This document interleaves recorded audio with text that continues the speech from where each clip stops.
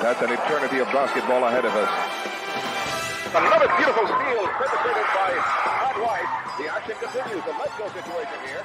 Alexei Deacon going up against a double team. Jeffrey Moore has perfect access to the bucket.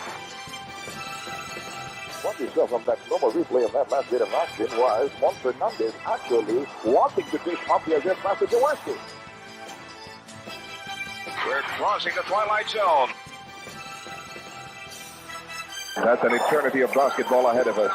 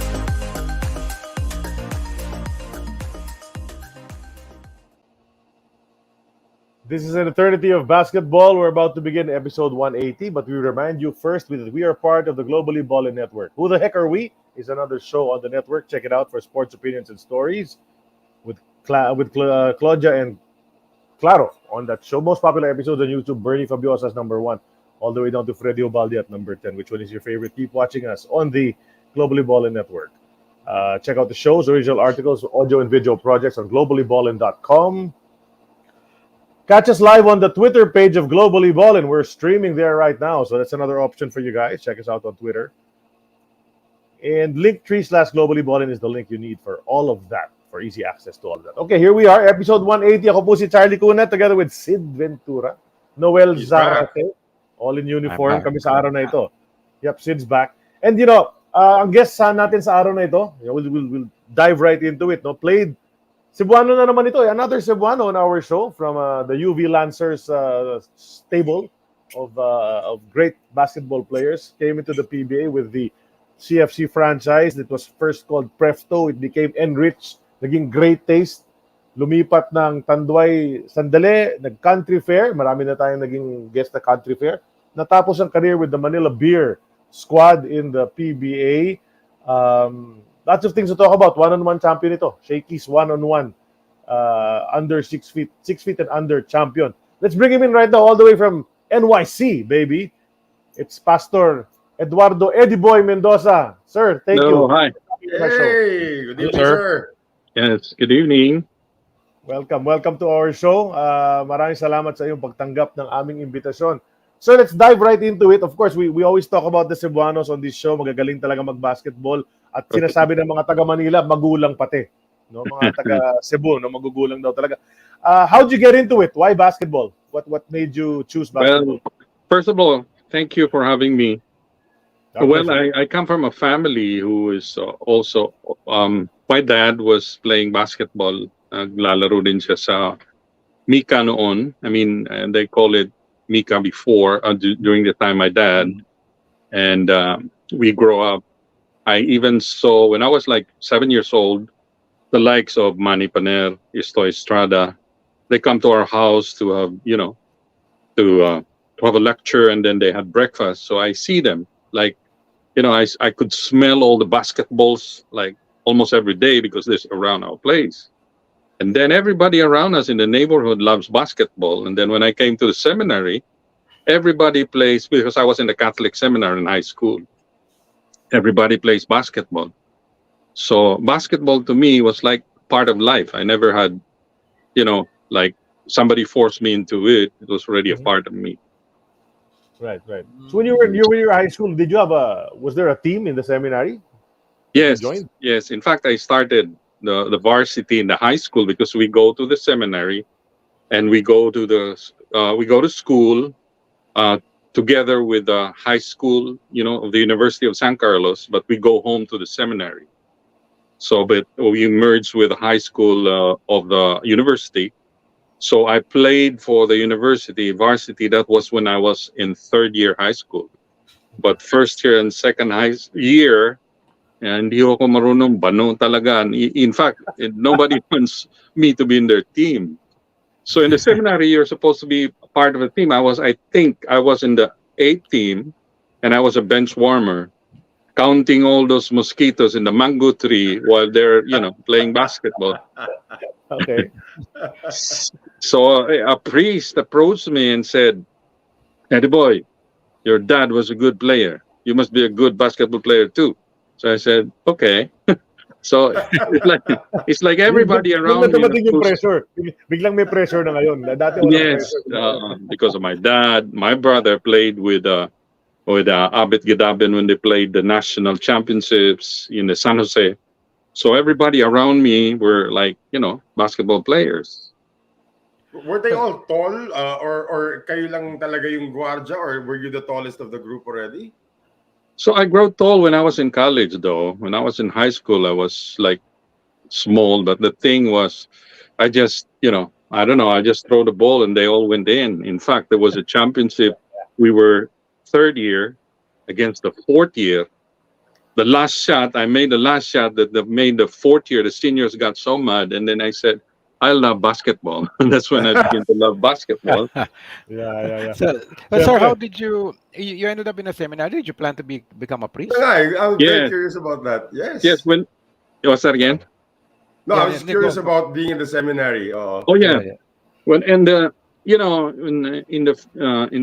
Cebu, we're a Catholic region, and the grandparents to get their attention, you have to go to church and to act religious.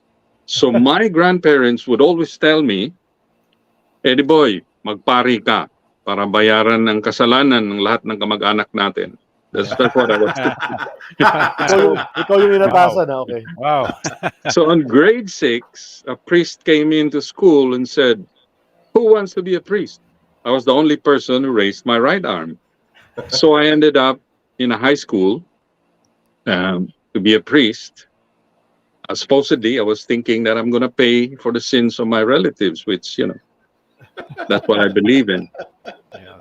So that's how I got to the seminary. And that's where I learned basketball, though. But in the third year high school, I found out that I always tell myself, they have two hands, they have 2 feet, they play good, because there's a lot of good players there. In fact, when I was in first year high school, Mon Fernandez came from that high school that moved to the college. So everybody was talking about him. There's so many great players too. But I would say, this is just my point of view, that some of the good players, number one, they didn't have the breaks. Number two, it's something to do with the inside, meaning the character, your perspective towards the game. Because when I was growing up, I believed my father was a player, my brother was a player, so I must be a player. So no pressure. And then I found out that I have the skills. That's when I gained confidence. In fact, I was the other way around. I gained confidence, I played basketball, but the foundation, I learned it by myself. It was not taught to me on how to dribble, how to shoot. We are more on the situational thing, like, I got to do this because, and we all know basketball is a game of instincts. So that's how I got into the game. Sariling sikap, yung skills mo. Okay. Most of the Cebuanos are like that. From the seminary, so you were playing already, medyo may mga nakakalaban ka siguro. Who were the Cebuanos Oh, during your time that sure. you were playing with and against already? Yeah, I remember Padim Israel was with the opposing team, and they were like everybody was tall. There was like 6'5", 6'4".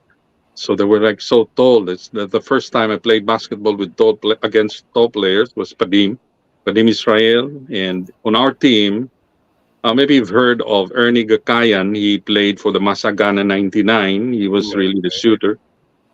And there's a lot of good players, but somehow they just fade away on the college games. And Padim Israel was the dominant player Si that played. Willie your contemporary, General? Oh, Willie was already playing on the. We were like Division Two, Okay. and high school they were already playing Division One, like Tuadles, yeah, Willie Hinaralao. They were in high school, so I knew about them that they were really good players, and they are good. So what So I made never you had not? that. Yeah, I sorry. never What had the made idea of you? play against great players because to me it was just part of my seminary days. And then Yeah, the priest wanted me. In fact, one of the priests said, you can be absent in the mass in the morning because we have like 6 o'clock mass, and he wanted me to run 2 kilometers just to strengthen my legs. So I come back sometimes in class I sleep. Sometimes there are masses that I sleep because he's pushing me to be a basketball player. Okay. Nice. Well, question. Well, Why did you not continue to become a priest? Bakit ka tumigil? Di ka naging Oh, pare? that's a good question. Because in the seminary, when you when you do something bad or you get caught, yeah, you're given a choice, like 3 sticks or home. So everybody would choose 3 sticks. Of course, you get hit. Palo ba? Pinapalo ka yes. 3 times. Pwede pa nun. So and Pwede pa that's nun. it. You're gonna be like, you're gonna be somebody's gonna talk to you about the problem, blah blah blah. But when I was playing in high school, they only feed us flying fish, not to destroy the seminary. According to them, is to discipline us. But when you're playing, you gotta eat a lot of food. You got hungry. Yeah. So I always steal food from the priest's pantry. Then I got Gotta caught. feed yourself. You gotta feed Yeah. yourself. And when there was a storm, the second, we played baseball inside the seminary, and I was the major promoter. I was reprimanded by the priest. So all the mistakes that I've done came into my mind that I'm not going to become a priest because look, there's so many things that we do that are not supposed to be done by the priest. So one day, the priest caught me stealing food, and he said, "I got to see you in the office tomorrow." Okay, so I was sitting down. The priest said, "What's going on? Why is this?" I remember I told the priest, "Father, I want to try life outside because somebody told me that's the best answer you could have." So that's how I get out of the seminary. That's what happened. Life outside. Well, yeah. Yes. And apparently, life outside was nice. And just to mention, sir, there's a couple of guys who are watching. You might know them. One of them is Cho Season. Oh, Rafael, yes. Yes, and Django Arce is also watching. Okay, nice. Hi, Django, Jan and Rafael. mga kasamahan mo dati, they're watching right now. I'm sure there's going to be some others later on. There's a question in the box, guys. It says, sino po ang idol ninyo growing up? Yeah. Who were your idols when you were young? Who were your basketball idols? Well, first it was my brother because he played well. He's a good shooter. He's a left-handed. And what I understand is that what I became a good player because I went out with good players. So my idol was not like one person really. It's like situational. Like every day he becomes my idol. Like example, with speed, you would say like Yoyong Martires and Bernie Fabiosa. Yeah. But I don't have like an idol that I should follow him. So I'm more on. I realized that basketball is, if you go out with good players, you become a good player. Right. So if you ask me, my How- idol, the first was of course, my dad, my brother, and then it varies after that. Hmm. all right. I see But who another did question actually in the you? box. Sorry, I see another question. If Eddie Boy Mendoza is related to UV Green Lancer star Anthony Mendoza, also. He, I would say, because his dad and my dad, they talk. They said they came from the same roots, but we're not like, we're not that close though. So Okay. we are relatives. But I got to play with him because they were like following me. So Mhm. they look up to us, to me. So we became Yeah, a yeah. good influence to him though. Yeah, he was a good big Ah, man, no? Na yeah, Yeah. yeah, cut he short, was. na cut Na, short na, lang yung career niya talaga. national team pa yan. Yeah, yeah, No? Mm. yeah. Yeah, for this or that reason, na nawala siya. What made you decide, no, after playing with San Carlos High School, how did you end up at the UV camp? Oh, okay. Magkalaban pa yun. Yeah. Magkalaban yun. So when I was in college, my dad would always tell me, school comes first. Mhm. But I found out that wherever I go, people love to talk about me because I play good basketball. So I play the intrams of the university because I like to play there because the students would give you chocolate, candy because you played good. So that's Okay, that's the price. So I look forward to the game. So we played against the strongest team, and I was with Joseph Herrera. Mm. Mm. We were teammates. So we already were, playing together, Joseph Ferreira in college. And then suddenly, Father Mueller, because he had a strong team that time, wanted us to be part of the team. But I was hesitant that time. I said, why would I go all the way when, I could go to school and enjoy basketball? Because I believe that when you go to varsity, the pressure, the stress, and everything. right. So he trained us just to try out at first. So I became a part of the University of San Carlos team. In fact, the team that the year before was really a strong team. And I think they made good. Then when I was like exposed now to the world outside the seminary, everything's changed. I love to be in the basketball court more than at home because people would say, "Ah, he's even worse than us. He's not supposed to be a priest." Because when I was in the seminary, all my grandparents would love me. All my, relatives would love me. But when I got out of the seminary, I was the worst to their eyes, though, although they loved me. So I love to be in the basketball court where everybody talks about everything, and when you play good, because I grow up in a game where we play like 8 points, and I remember it's like the cotton candy. I mean, Mhm. Uh, the plastic with water in it. I don't know how you call it. Oh, It's a Ice water. too big. Yes, ice ice too too big. big. That's Ice too big. Tubig. that's our bet. We started to bet with that, and we're like, that's how I learned the basketball outside until everybody wants to get me all the universities. My dad, who used to coach for Yotex, coach for University of the Visayas, and he used to coach Southwestern University. And when he heard that Southwestern University wanted to get me, he called me and he said, "Stay in Tuburan for 3 months and don't come to the city because I don't want you playing with any other team because I know these teams. You don't have future." So when I came back, he brought me to the CIT because he knows the owner. I played for 1 year. But then Okay.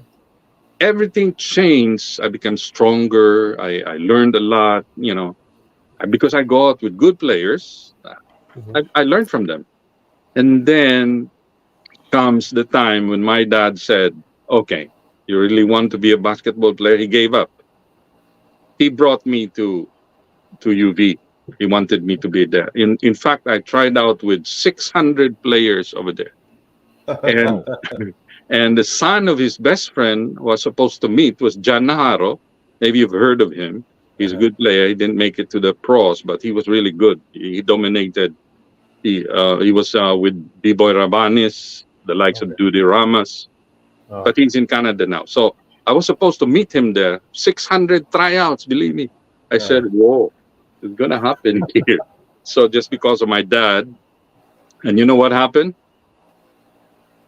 Governor Gulyas, I didn't know him. I don't even, I didn't know him. He went to play and called some of us because I was like, after 2 hours, I was called to play. Mhm.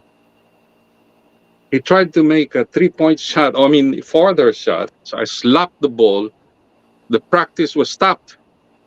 And this guy said, Oo, bawal "Come here, yan. come here, come here." Why'd you do that? You know that guy? No, that's the governor. So I said, oh. So I was sitting down and I said to myself, that's it. Okay, I can go home. Then suddenly, Governor Gulyas stood up. He said, where is the son of Ed Mendoza here?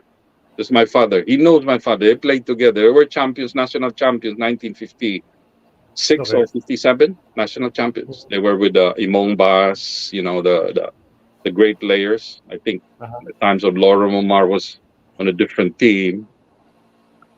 Then I stood up and he said, come here, come here, come here. You're going to be training with us. So that's how I ended up in UV. I was not taken because I was a good player. It was because of my dad. Okay. Akala ko nakuha kayo kasi nanupalpal ka ng governor. Oo nga. Akala ko papagalitan ka di ba? Oh yeah. Pinagalitan ako ng mga bodyguards niya. There's some more guys. There's some more guys saying hello. Ang dami nila ngayon.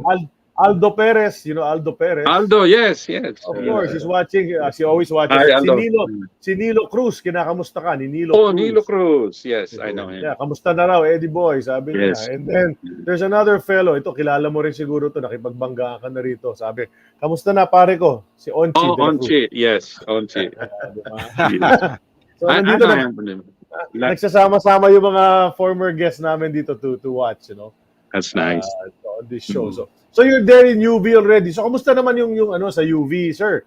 How was that stint with UV? This is one of the top schools there in that area. Yeah. When I got into the UV, the first 5 were Paul Velasco, you know, player of San Miguel, Arnie Tuadles, Marlo Hakutin, and other strong guys. I just got in the team because of my dad. But I became the 6th man. Like when Paul Velasco's relaxing or resting, I get in. Because what I did is it's more of a family thing. Like I played for UV because my family is watching, my family is there. So I tend to follow the instruction. There was no freedom for me to do my stuff. Mm-hmm. So when they moved out to Manila, I moved up to the leadership. I became a captain ball, so I played with like the likes of Alolor. I think they were your guests, Pingoy. Yep, Pingoy, yeah. Jay Ramirez and Imperio, John Imperio, Willie Generalao. And in fact, as I told you, if you want to become a good player, go out play with good players like Willie Generalao. And our coach was really a good coach, Jake Rojas. Mm-hmm. Somehow he really a good has player a plan. And understand the game. So in UV, I was just blessed to have good players, and you have to keep up with the reputation. And then, although there were so many things that hindered us from moving forward a little bit, like the way we look at drinking, smoking, and the nightlife. Yeah. There's more. It's like we should have controlled it more, but as others would say, it made us stronger because we enjoyed the game more because of the benefits out of it. Guys. So now I'm thinking that you're in varsity doon. Paano ka na-discover to play in Manila? I mean, there are a lot of really good Cebuano players. You mentioned a lot of them. Generalao. But how was it that Eddie Boy Mendoza finally wound up in Manila? Yeah, okay. When we played the National Collegiate, we played in Tacloban, and the championship game was not finished because there was like a free for all. So and it was awarded to FEU. So we were like, I remember we tried to empty a case of San Miguel beer in their quarters, which of course they're not there anymore. And then the following year, they had to make the National Collegiate to be played in the Philippine Military Academy. Baguio. So that's where I played. In fact, they don't allow outsiders to watch the championship games. It was all the students. And my brother, who was like third year, they were there. And in fact, during the championship games, we played against Letran, Alolor, Pingoy, I think, Generalao. But really, I think Sino nasa letran nun? si Eto Isguera, Aninyon. Yeah, Yung generation na yun. They were really a strong team, but it so happened that the last 1 minute, 30 seconds, they're up by 1. The score was 123-122. Taas pa na score natin. So I had to set up a play. The setup, the shooter is, you haven't heard of him, but I think the others have mentioned him, Dido Ocañada. The Manila hired him and then they sent him back because in Cebu he scored 80 points. So when he got, Florencio said, "Let me see how good he is." Florencio said, then he said, "Send him back to Cebu." So he didn't make it, but so we have to set up to make him to be the shooter. So we have like double posting, other guy would screen and he pops up. I gave him the ball. It was like 7 seconds. 2 guys were up top of in front of him. He gave it back to me. So what I did, I was like, at least was like 2 feet beyond the 3-point line. There was no 3 points that time. I throw the ball up, and then it went in. Boom! You could see the students. They were in uniform from the south, jumping, while from the people from the north, they were like stiff, like stones. So then the wife of General Canapi went to run to us and jumped with us like this, because the wife of General Canapi was from the south, while General Canapi was from the north. But what happened? We could have been champions by that. We won against Letran. The following game, because we have to play with Davao. Okay. The problem came in our team. Imagine we should have won that game, and 3 of our players had a fight with Coach Jake Rojas. So I said, that's it. That's it. Because they ended up, you know what they did? They're like, dribble the ball and wanted them to get the ball. Or sometimes they have to hand it in just to protest against Jake Rojas. I think our problem was we ourselves were the problem that time. So I didn't get the championship. That's the closest I could get, the national championship. If I may ask, what was the fight about? I think it started with after we won the game, and other players wanted more attention because it was like a balanced team. Yeah. Everybody had his role, and I think others were not. There was no attention, because if you understand, Jake Rojas is more of like I would say he tries to encourage you in a negative way, not a positive way. And people misunderstand him as not graceful, but he really is. He really is a good. It's just his approach. He tends to talk about bad things about you just to encourage you. Okay. So negative reinforcement siya. Negative reinforcement. Diba? We didn't survive that. If we had survived, we would have been, national champions. But by making that shot to win the game against Letran, that put you on the map. Tama. Yes, that's why, CDCP, and there were 3 offers right away. So I didn't really, honestly, I said, no, I'm okay. I'm fine in Cebu, because everything was good there. You dominate the game. You don't have stress. People love you. It's your comfort zone. And by that time, my mother was already in New York, and financially we were like stable already, and like before. So I said, why should I go to Manila and this offering that they have. And some coaches said, "Oh, Eddie Boy's too small." So I said, "Okay, that's good. Too small for a point guard. There's a lot of small, good players in Manila at that time." Mhm. So I stayed in Cebu. But somehow in Cebu, people would say, "You're too ripe here. Move to Manila. You're so." I mean, they're pushing you to Yes, go there. tama, tama. Until one day, my father would say, "Why don't you go to Manila? Just go there. Just try it." Okay, this is my dad telling me. So I went. I flew in with the director of basketball in Cebu, and Boy Adolfo used to play for Mariwasa. Mhm. He was designated as my personal bodyguard.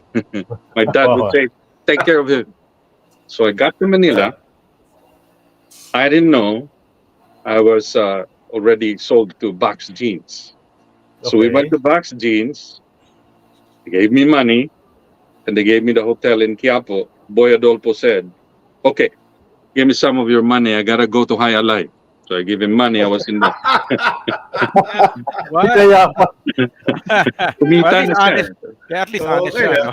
Yeah, but Oh. I think he deserves it too. So I was lying down there. I said, "Wow, new life.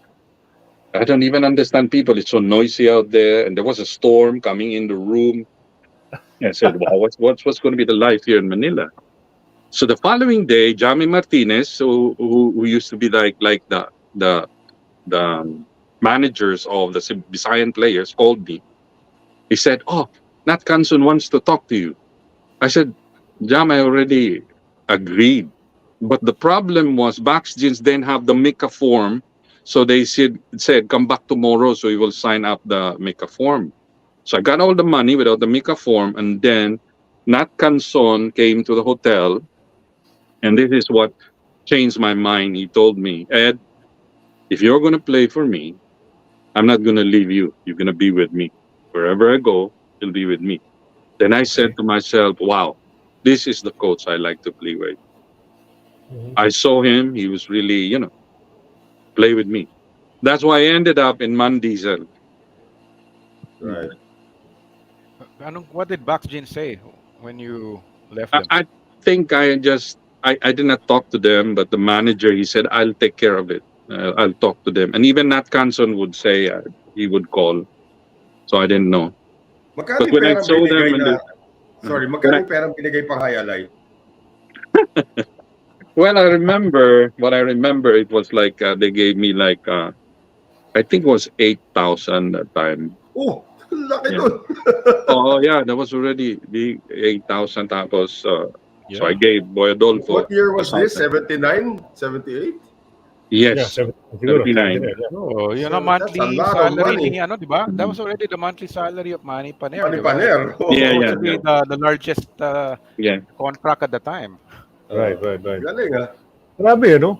So you ended up playing for Man Diesel under Non-diesel, Coach yes. Nat. So So I that was year, really no? so Oh, you know what? I came to the gym in Dasmariñas. I didn't have all my stuff because my girlfriend in Cebu doesn't want me to come play. So I only had my old shoes, and my short pants was like the old UV pants that was really ripped. So I came to the gym and I saw the likes of Joel Banal, Manny Victorino, Joey Marquez. They came in the gym full pack. They had nice shoes, Adidas Pro models, and everything was new. And I was sitting in the corner. Then Twadless saw me because Toyota had a practice that morning. He said, "Ed, I didn't know you're here. When did you came?" "Okay, use my shoes." So I I used his shoes. His shoes was size buti 13. oh, malaki. Malaki yun. Malaki, malaki. Oh, Yeah, Oo. I wear a size 11, okay. 11, 12. So I did use it. Then I was sitting down with the janitors, two of them. The players came in. Nat Canson came in. He didn't recognize me. And then the manager came. "Where's Eddie Boy?" Then everybody said, "Who's Eddie Boy? We're waiting for him." I was just sitting here. The guy said, "Should I go there or should I go home?"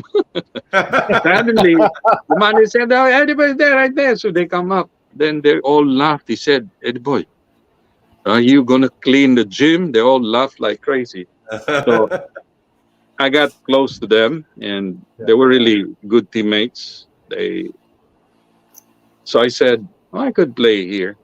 I could Uh-huh. enjoy life. So the first we had a exhibition game Mhm. against China. I mean, a team from Taiwan that was Okay. somewhere in I would say in a school, high school, Chinese high school. Yeah. So I said, I'm really fit. I'm really ready for it. I'm gonna, you know, work out. And Nat Canson said, Ed, you gotta go all out because the bosses are here. Blah blah blah. Okay. 1 minute, I scored 8 points. Wow. Then I intercepted 3 times because I've read their plays already. So I got muscle pull from the back of my knee to my upper, back. Uh-huh. Oh my gosh. I got because you see in Cebu, that's a problem we have. We don't stretch fully. It's only when we came to Manila that you do a lot of stretching and everything. We do stretch, but it's not like you know. So I got injured. That's when my contract with I was with Mandis. Nat Canson was really good. He wanted me to play for him, but I had to sit it out. But when he moved to Solid Mills, he was really good and kind. He took me with him. That's where I meet Andy Howe. Uh-huh. My big boss is a good man, Andy Howe. Yeah. But Uh-huh. they did not. They were expecting me to play my best, and I said within myself, I almost gave up. I said, that's Mhm. it for me. So I had vacation in Cebu. I got big and heavy. So Solid Mills, this is the hardest part was when Solid Mills told me, Ed, this is your last month's salary, and we're sorry. Well, the team decided to let you go. Okay. From Adamson to Rizal Memorial, that was the humbling part of my life. I walked. All my life, I never had a problem with the game. I dominate, I understand, I have plans, but this time I have nothing. I walk from Adamson to Rizal Memorial. That's it. I said, that's it for basketball. I'm going home. So I went home. I played commercial around Cebu and Mindanao and everything. And then suddenly, I think the Presto team wanted me to play with them, the Mhm. farm team. So Yeah. I said, why not? Let me go. I tried to play. But the problem was the coach doesn't like me. I mean, it's not that he doesn't like me. He doesn't put me in. One Okay. day, Mr. Gotao just came in. Gotao said, Coach, I paid a lot of money for Eddie Boy. Use him tonight. So I ended up playing. Okay. So I played good and we won. Sino yung coach na yun, sir? Uh, yeah, I think it was his name was Unrubia, Okay. Mr. Okay. Unrubia. He was really a good coach though. He he just have a plan because he has this 2 point guards that he really relied Yeah. on. So I Okay. was Okay. just the third point guard. Then the Yeah. championship, there was best of three. The following game, he didn't use me. We lost. Gotao came again. He said, Coach, I told you already. I was watching on TV. Put him in. So I got the cut. So we had a party in Ramada. Then Gotao came. He said, guys, this is it. There's no more farm team. You have to go. Here's your money. Blah, blah, blah. So we left happy. And I said, that's it. That's it for me.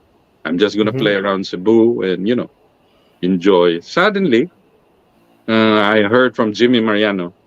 I Mhm. wanted to get me for his team. That's when I got to the PBA. Right. Okay. So that's the perfect cue. No, it's time for us to enter our first segment here on Ay, our teka, show. may, It's may called. bumabati, may bumabati sa kanya. Yan, May Ernesto bumabati. pangalan. Yan, si Oh, yun, Ernesto. yun. Oo nga, may bumabati sir sa inyo muna si Ernesto Joey Loizaga. Oh, Joey, yes. Hi, Pastor Eddie Boy. Hope you still remember me. Looking good daw. Catch you later, sabi niya. Okay? And then Oh, there's yeah. another He- fellow, He's another a guy good who was point guard. saying, Maganda. another guy who was saying hello. This guy. Ito, kilala mo rin to. Si Ricky Relosa. Ricky. Yes, he's in New York. He moved to LA already. Yes, yes. Yes. And then si Cho has a nice comment about you, Cho Season. Mhm. Eddie Boy is a quick, fast, foxy, and intelligent basketball player and a very respectable person. Yes. Thank you, Cho. He's a good he's a good teammate, and you can learn a lot from him. He's Was smart. he on the Davao? Was he on the Davao team that beat you in the National Collegiate? No, I was not. That was the team ahead of me in the Davao National Collegiate.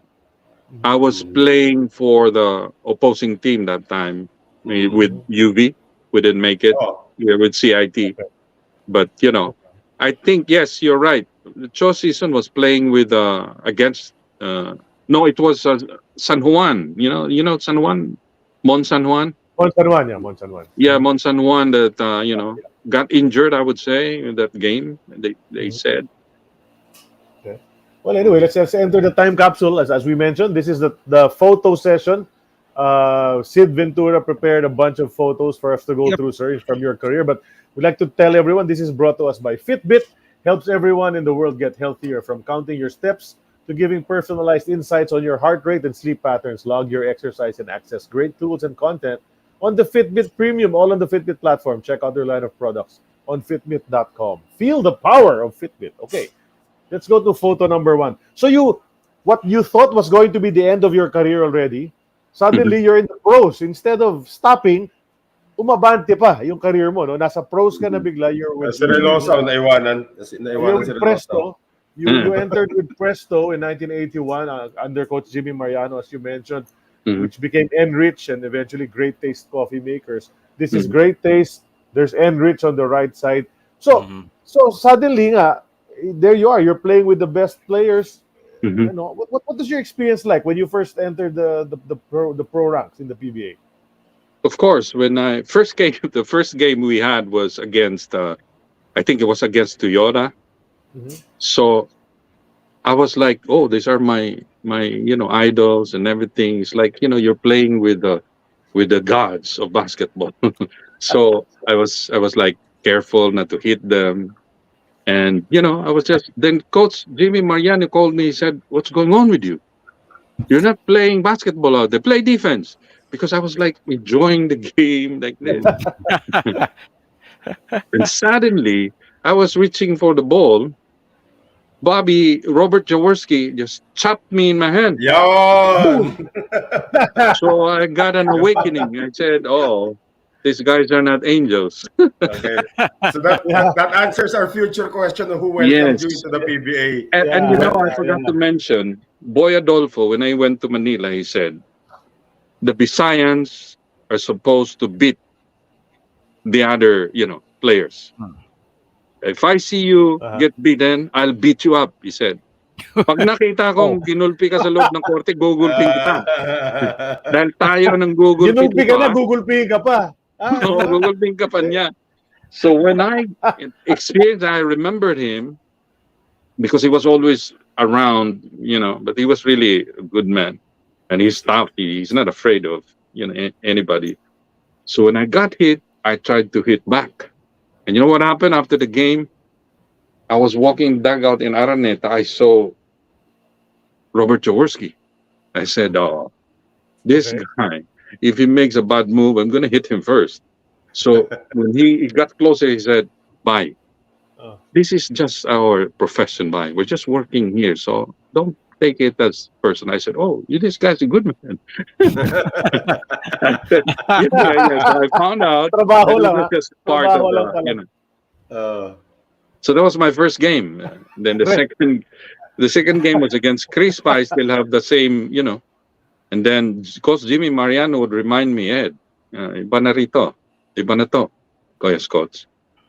But the thing was, here's the thing that I really, when I came to the pros, point guards don't take the shot from the outside. We're more of setting up the shooters. We're setting up the imports and the big man. That's why we don't take shots from the outside. But my game was more on the outside, though. So when I came to the pros, I was more of a slasher and dish the ball down, and I'm more on helping the defense. When I see, like, when we play against Northern Cement, it was easy for me to win against them. They're a strong team, but you gotta stop the ball carrier. You try to, give him a hard time. I remember Hector Calma told me, "Bye, trabaho lang to, bye." But you gotta stop him because he's the point guard. He creates a lot of situations. That's why they really are a strong team. Ayan ang idol mo sa speed, Ka-picture mo na dito si Bernie Fabiosa. Yeah, Bernie.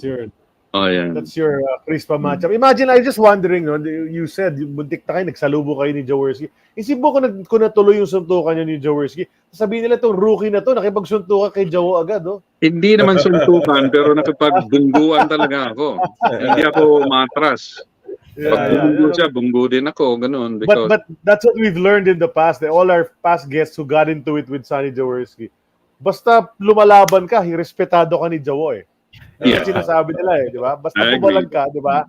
Okay na okay. Yeah, parang natutuwa siya, di ba? Yeah, yung iba nagugulat after the game. Jaworski would greet them. Hey, how's it going? And some of them would be parang tulala sila. and with Bernie naman in this picture, my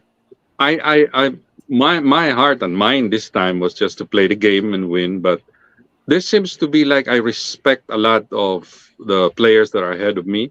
Being a Cebuano, we always have great respects for. That's why I never was, like, kind of tough with him. I just played a normal. But there was a time when there was a loose ball, and he tried to spread his arms, move back the loose. So instead of reaching the loose ball, he spread it out backwards. I saw him. I was able to, duck.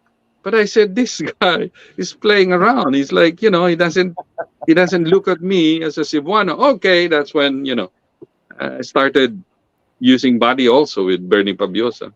Yeah. But I didn't get to play against him more because when Crispa and Greatest, we had a championship, I wasn't, assigned to him, or when they usually play Crispa and Toyota. So I never had a chance. But every time I get a chance to play with Bernie, I know how he plays because I'm Cebuano, and I learned a lot from him too. Correct.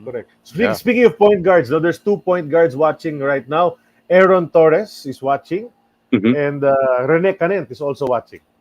Oh, Rene Canent, yes.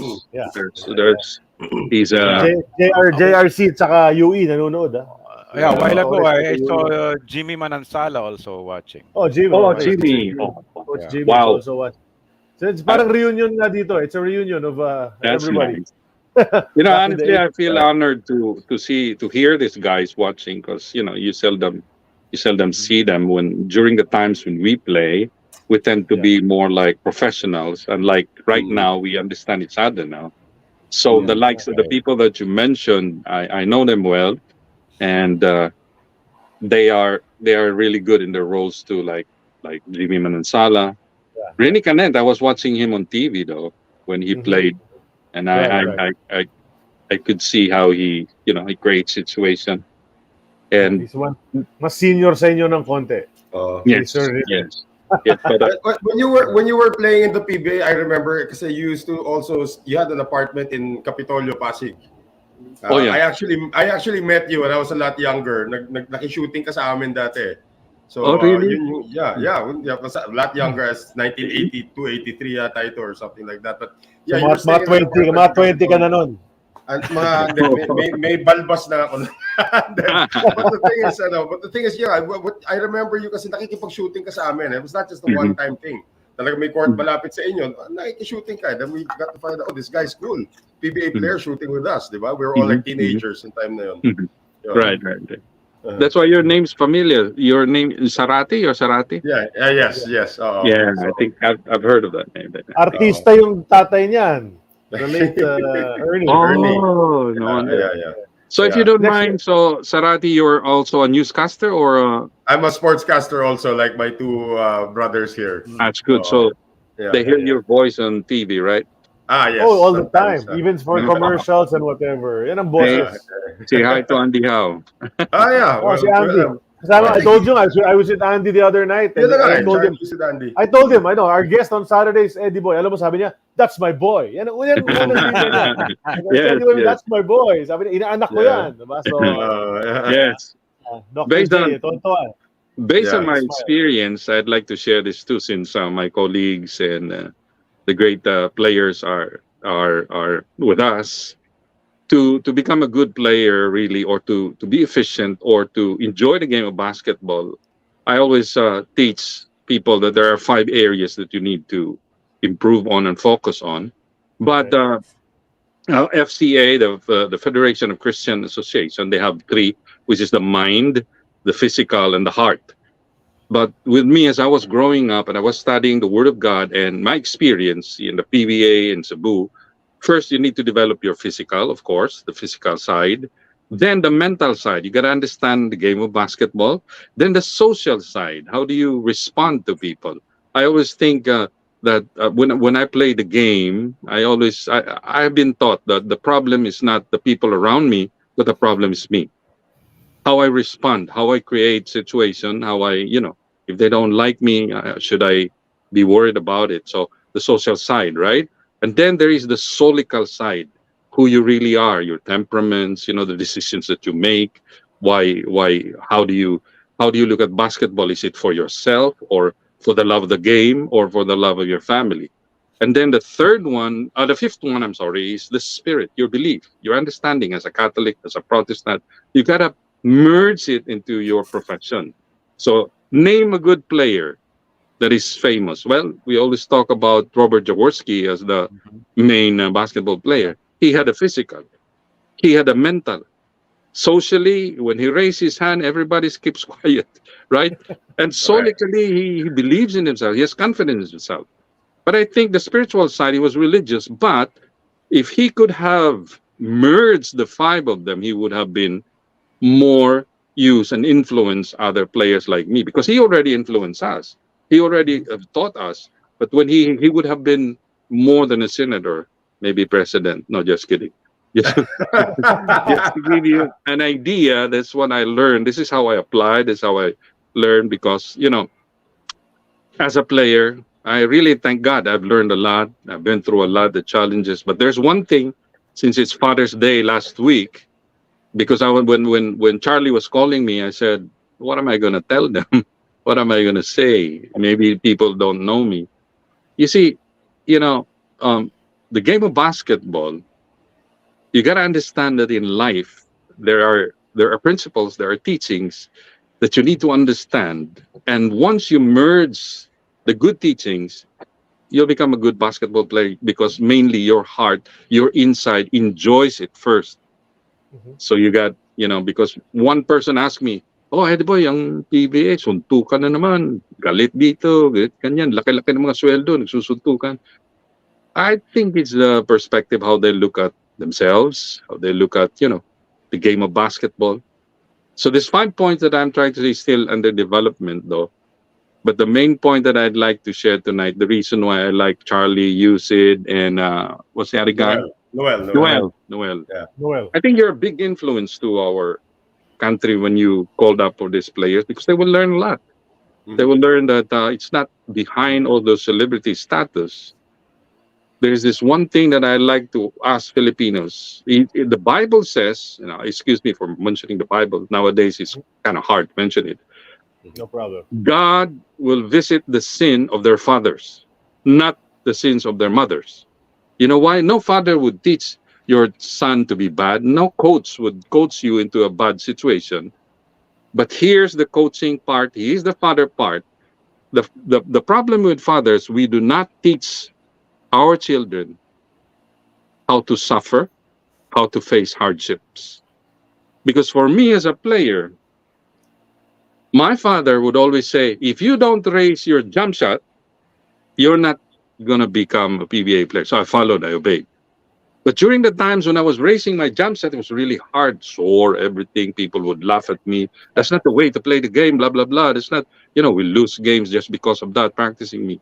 But when I was able to do it, In fact, according to them, they only see quite the people of what I do.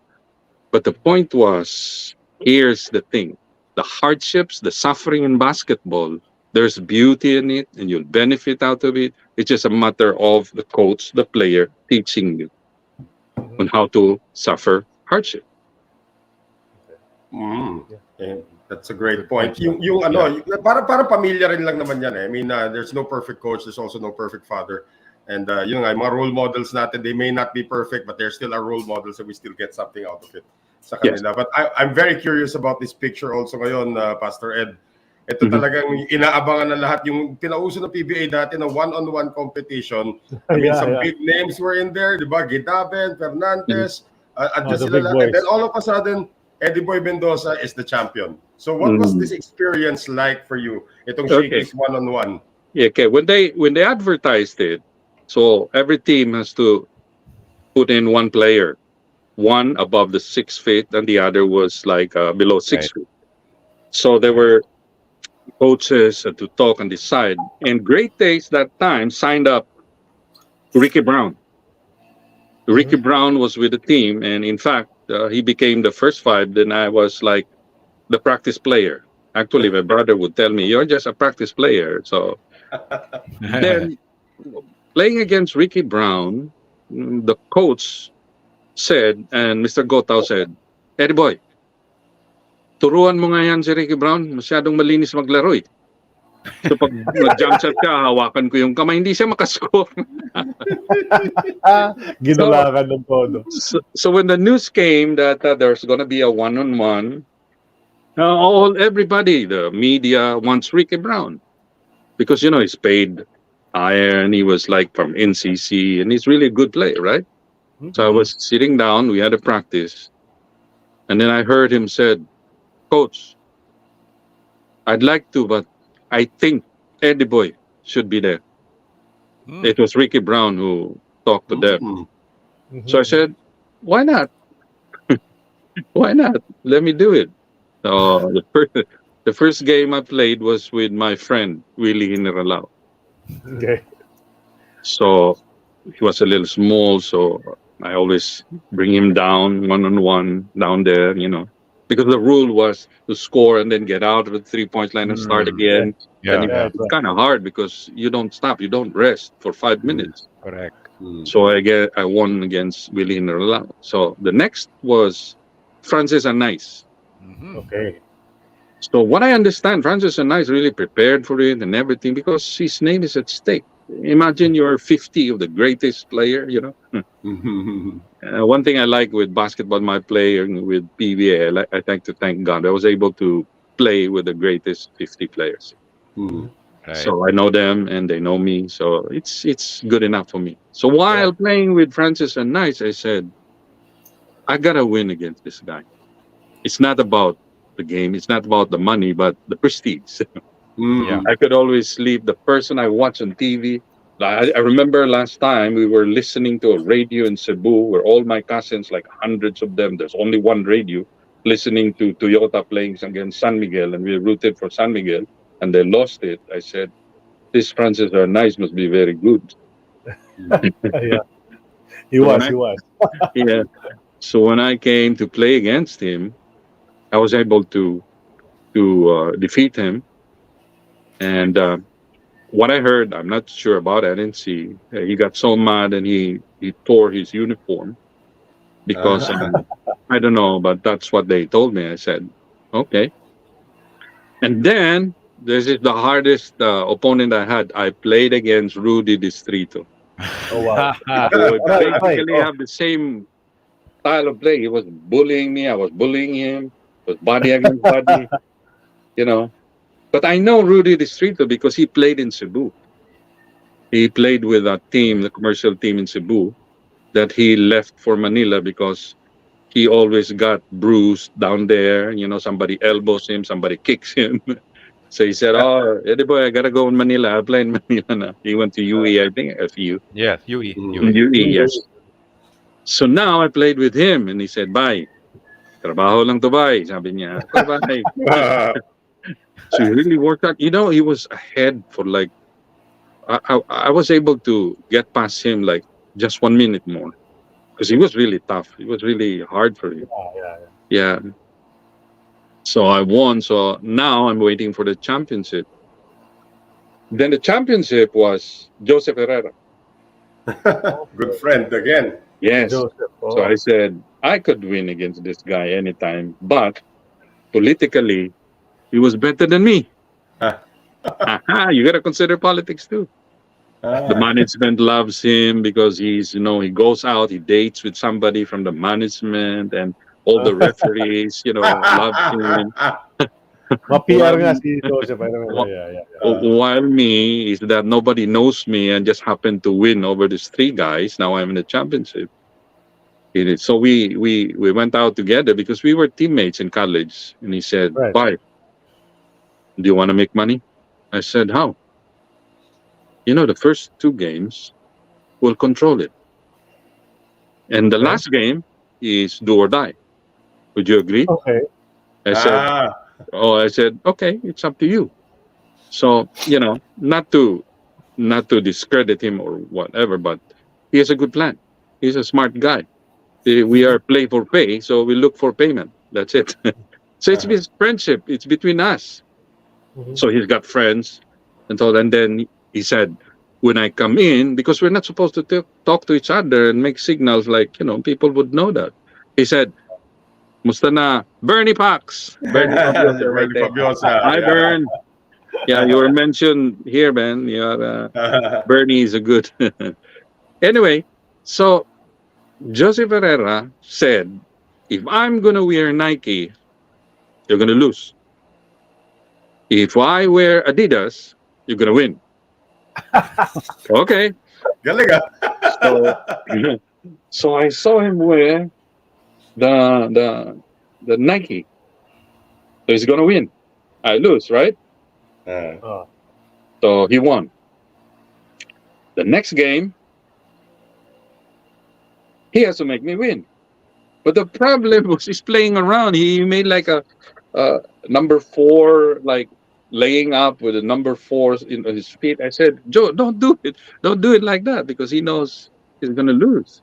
So there was now 1-1. So the PBA said the championship is going to be next Sunday. Okay. Then he went to, because he knew I was in shape, he was watching my games. He said he went to the PBA. Oh, I'd like to postpone it next week because, and we don't have a game that week. So I didn't get to be ready. He's smart. He said, Joseph. And then it was postponed another week. He said, okay, there's Sunday. I called that because I was sick the whole week. I was really sick the whole week. But Joseph said, no, it has to start now. So I played against him. I was very sick. I just recovered. Okay. So then he wanted to defeat me and destroy me. I got that strength when I said, oh, you're trying to go around me, so I'm going to defeat you tonight. So that's how I win the game. And Joseph was pretty nice. He said, yeah, you outsmarted me. He said like that. He was good. He was said, yeah, he said, you played good. You played good. He was a good opponent. And he Do you remember accepted it. you remember the final score in that last one? That I wasn't sure because I knew I had last 1 minute. I was ahead of him. I had a ball, and I know he cannot stop me. So I just have to do it one at a time, because I saw the score. I was ahead 3 points already. Yeah. So I just brought him down, brought him low. What's your price, sir? Do you remember? Oh yeah, 25,000. That was the price. Not bad. Oh. Yeah, and I really thank my father because when he knew that I got the 20,000, he flew to Manila and he said, "There's a land that's sold for 20,000, and I want you to buy it." So I said, even if I didn't see it, okay, I gave it to my dad. Right now when I go to see the land, I said, "Wow, that was a smart thing." Because the problem with us Cebuano players, we don't have the right advisors financially and the future. We just go by. Yeah. Where was this land, sir? What's on it now? It's somewhere south where my father is from. It's actually there's bamboos and mangoes and some coconut trees. Yeah. Okay. What's on it now? It's still vacant, or Yes, bacon and no, it must be yeah. worth Meron, millions by planted lang. now. Ano, Yes, pwede, pwede na ibenta yun. Siguro nasa 14 million na siguro yun ngayon. Ano? the bacon. Pwede, Yeah. pwede. Uh-huh. Here's an article about you. I didn't get to read it. Sid, did you get to read the article? I didn't get to read this one, but Bad Luck Isn't Really Forever, written by our good friend, the late Barry Pasqua. An article about Sir Eddie Boy. Oh yeah. And there's that picture again, yeah. So I don't know. I don't know what it's about. I'll probably read it later on when I enlarge it. It's too small to read right Would you now. remember, sir, what you talked about with Barry? I think I was able to share with him what happened to me because when I was in the Great Days team, after 1 year, I got very sick. In fact, my game went down. I was just holding on to. I got sick, and the doctor even told me 6 hours you didn't come to me, you would have been dead. Oh. Anong sakit yun? Anong sakit yun? It's more on the sexually transmitted disease, yeah, Okay. So complication. STD. Oo. Yes, so I went to Manila doctors, operate. He did a procedure to me, and he said, blah blah blah. This is what happened, and he said, I think you need to go to God because it's a miracle. So I went to Baclaran. I bought this Mary and Santo Nino, and so I went home to the apartment, and I said, wow, I gotta change my lifestyle and everything. But my game wasn't like, you know, becoming really hard and heavy. That's why I was Baby the Lupin. Yeah, I agree with him. He decided to give me up to another team, Baby Mhm. D. So so I was like, because of my sickness. So I I recovered from it. That's why the games that I played against with the other team, I was more on. That's why I came to the spiritual side of being a player because of that. I think that's what he's trying to tell me. I haven't read it though, but I remember Yeah, that yeah, yeah. yeah, right. That's Speaking of spiritual, there's Joel Banal, ang pinakabanal na player natin. Oh Joel yes, Banal, your teammate. that's brother, brother. brother. Brother For, now, Yeah. brother. another former In great taste in player. fact, I came to faith through Joel Banan Oh, Okay. because yeah, when I had this question in my heart, in spite of the blessings that we have, there's emptiness. So I bring the Bible and everything, and I see Joel Banal because Joel Banal is a good friend, really, and he helped me through my life in Manila. He was a good man. Well, Uh, aside from Coach Joel watching now, there's also Ray Perez is also watching. Rick ah, Malyari is also watching, Ang dami nila and ngayon, ha? another young guy in the late '80s. I think he met you in New York. He was fresh out of San Beda. His name's Jolly Escobar. yes, Jolly.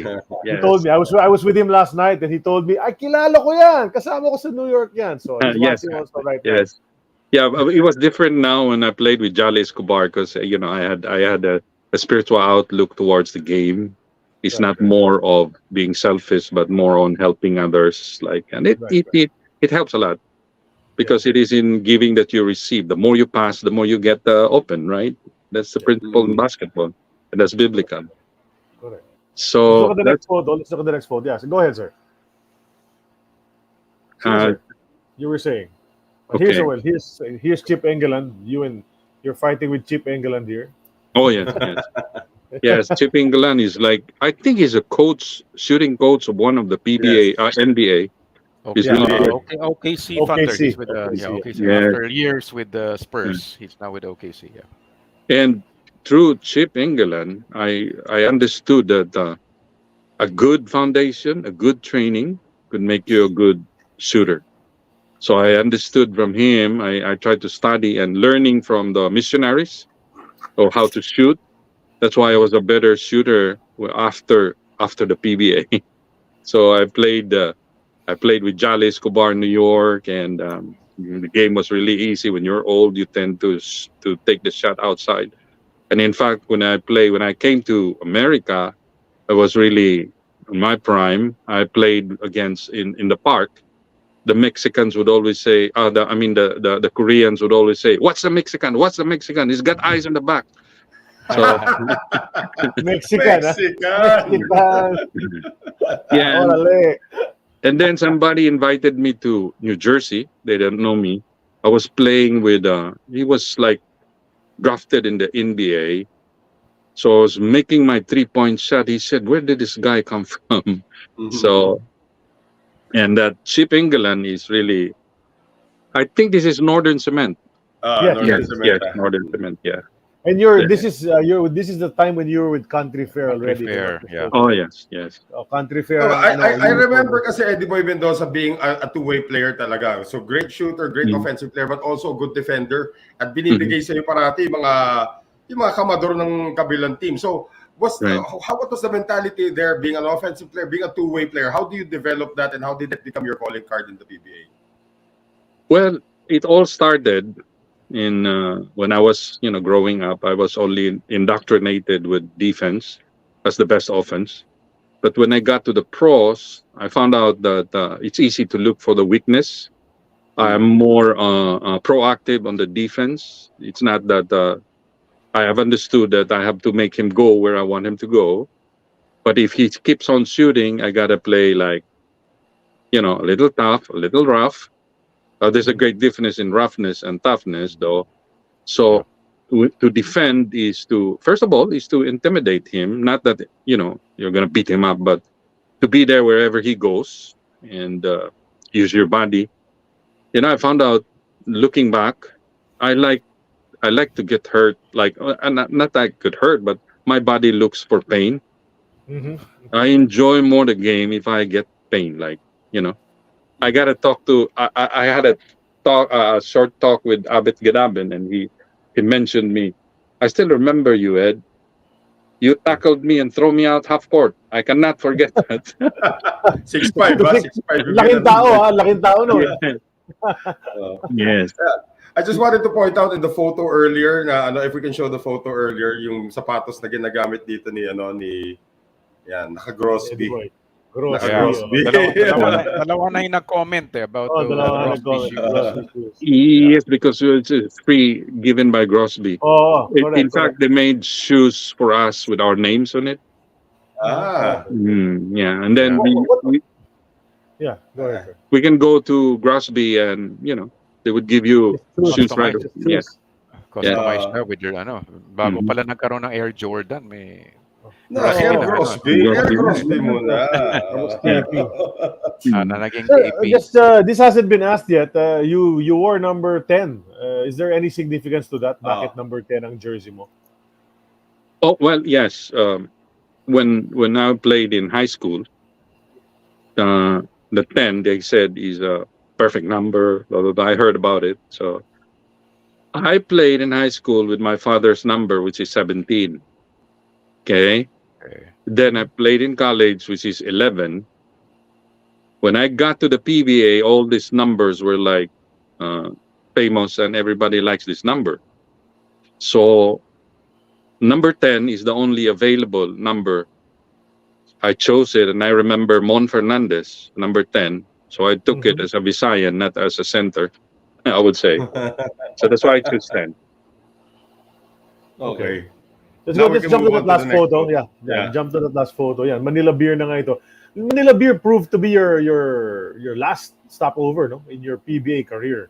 You had in 1984 you played for two teams, Tanduay and Country Fair, and then you moved on to Manila Beer. How did you end up in Manila Beer? Is that because of Andy Howe? Yes. I think what I understand, I'm not sure. Andy Howe said that Tommy Manotoc wanted me also.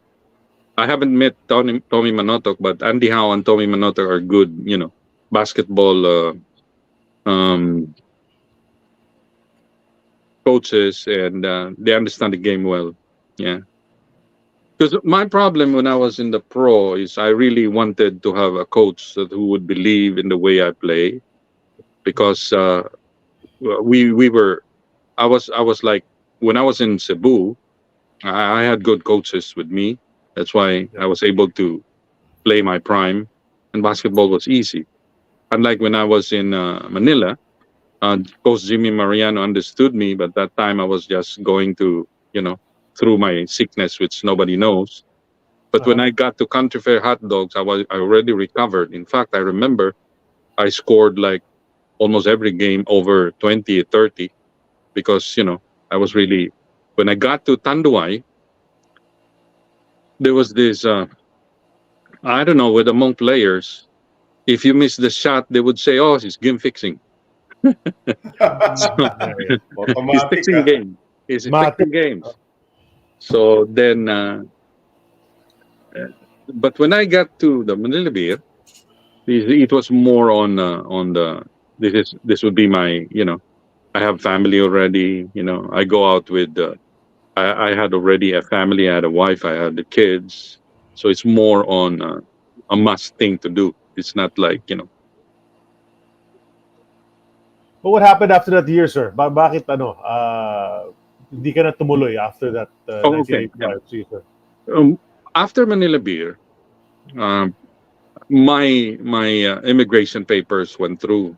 Okay. So from the petition of my mom, but with in Deputy Atiludes, we had a good talk. He said, Eddie boy, we could always talk to people, and you can still play in the pro.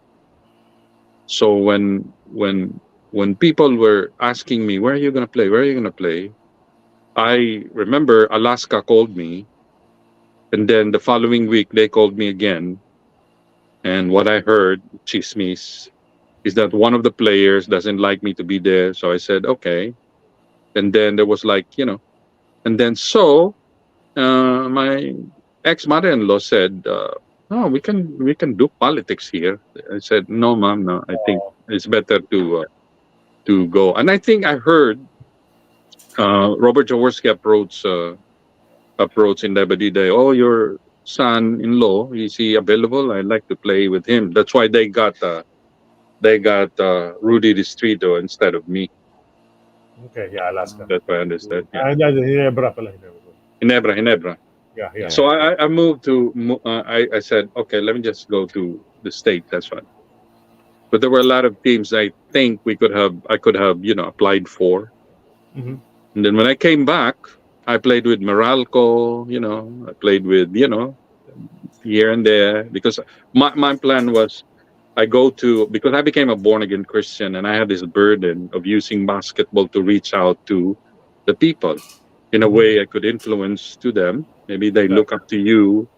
That being celebrity is not all there is. You gotta be the very person, so you would enjoy being celebrity. You would enjoy the money and the fame if your heart is right with God. Right. Okay. Yun ang nangyari. So you ended up. So you're out of the league already. I don't know. I think this is the last photo for the first half. Let's just remind everyone that we are part of the Globally Ballin Network. There's another show, Mukbang with Jho Jho Maraginot. Check that out, episode 7. And then we're on Spotify. If you listen to us and watch us on Spotify, please rate us with a 5-star rating. If you show us some love, and also become our monthly supporter if you can, $4.99 or 250 pesos a month on Spotify, and we'll recognize you in our future episodes and love you forever. And we will love you forever. Yeah. Thank you to our members, Joseph, Leslie, Ramon Dizon. Salamat sa inyong suporta sa aming show. And follow Globally Ballin Southeast Asia on Facebook. Lots of tidbits of the shows on the GB network are posted on the Globally Ballin Southeast Asia Facebook page. This is brought to us by Fitbit Time Capsule. It helps everyone in the world get healthier, from counting your steps to giving personalized insights on your heart rate and sleep patterns. Log your exercise and access great tools and content on the Fitbit Premium, all on the Fitbit platform. Check out the line of products on Fitbit.com. Feel the power. Okay, let's go into this. So the next photo, this is you're still with Manila Beer here. There's Francis Arnaiz, the guy that you said was one of the best, but you beat him. Abit Gidaben is there as well. This was Abit Gidaben's short stay there. He got traded for nag-trade sila ni Don Ramon Fernandez. But yun na nga, after this, so your PBA career comes to an end. But you continue playing, sir. You continued playing for the Ventures for Victory, the Spirit Wings, as you mentioned to me. No? So you continued, as you said, your advocacy because it was part of your ministry. It's through basketball, diba? You're trying to reach people through basketball. And So basketball never really left you. Tuloy ba? Tuloy-tuloy pa Oh rin yeah, ang yes, laban. yes. But was it eating at you? Did it eat you up inside that you felt maybe you could still be in the pros but you're not? Oh yes, for sure. I was in the Potter's House Ministry Foundation because you don't have that much money, so people would support you. I was in a foundation. I had four guys who used to be drug addicts with me, and they Okay. always I trained them and I helped them. And then we didn't have anything to do, and one of the guys said, "Oh, oh, brother Ed, there's a game tonight. Let's watch." So I watched the game. I was watching the game. I was at the back. I said, "Lord, why am I not there? And I'm here. I still can play. I still have that strength." So I said, I, you know, there was sadness in me that I'm not playing in the PBA. Mhm. So there was I could do those things. I could even, because I know the players who were playing in the court. Right, right. So I said, why not? Can I not serve the Lord and go there and everything? Honestly, I could have done it, but the problem was me. The you see, the hardest part of a player is the humbling process when you are going to be left from your celebrity status, and then you become a normal person where everything is changes financially, socially, and everything. Yeah. So I think that was the time when I really was. I think about it because I really understood that in life there are principles, there are precepts that you need to understand that would help you through in your hardships. Like, Mhm. number one, there are people who are better than you. You gotta understand that. Mhm. And then number two, in this life, even if you are going through hard times, that's part of the good things that God is doing in your life. Mhm. And what He wants is the kind of heart, the character, the inside. If you notice, Christianity is more on the inside, and a good basketball player is the strength on the inside. How do you respond? What do you do in the last 2 minutes? It can only be built when you experience those hardships, the pain in practices, and of course, good mentors, good teachers, good friends. So the question is, did I ever? Oh yes, all my life I said, "Oh Lord, oh Lord." Yeah, But yeah, then sometimes we tend to look at the trees. We don't look at the forest. yeah. Mhm. So because what I understand, I would rather play, because in fact, when I committed myself to the Christianity, I was able to play all the basketball courts in Cebu, even those courts where people hate me, that they want to beat me up. They Mhm. listen to the gospel, which is really good. It was really a blessing. I was able to play all the basketball courts in Cebu. Mhm.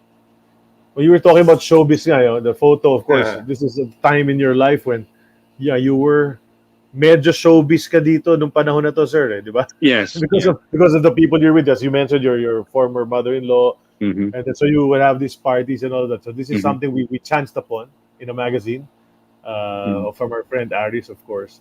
So during Hmm. that time, Buti hindi in kayo fact, naging artista. Buti hindi kayo naging yun na artista. nga eh. Sabi ni Hindi Ate ka ba? Luz, Hindi ka ba? Exactly. sabi ni Ate Luz, oh, pwede ka, gwapo ka naman. Iho, tara.